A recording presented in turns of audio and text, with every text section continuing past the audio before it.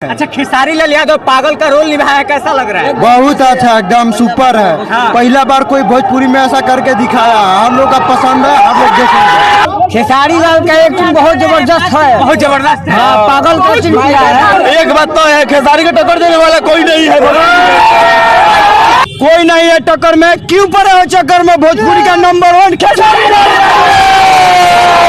दोस्तों, खेसारी का मूवी फरिश्ता देख फैंस हुए आउट ऑफ कंट्रोल। जी हाँ दोस्तों, इस मूवी को आजकल बहुत पसंद किया जा रहा है। भोजपुरी स्टार खेसारी लाल यादव अपने बेहतरीन अभिनय के जाने जाते हैं। भोजपुरी स्टार खेसारी लाल यादव अपने बेहतरीन अभिनय के लिए जाने जाते हैं। इस मूवी में पागल का रोल निभाने के लिए एक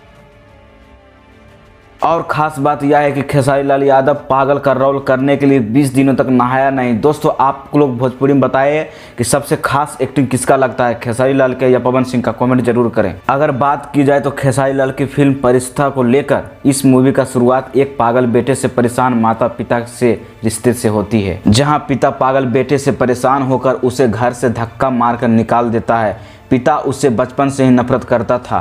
दोस्तों, पूरी कहानी जानने के लिए सिनेमा हॉल में जाइए और टिकट कटा के खूब देखिए, मजा लीजिए और हमको बताएं कि ये मूवी कैसा है, कमेंट करके।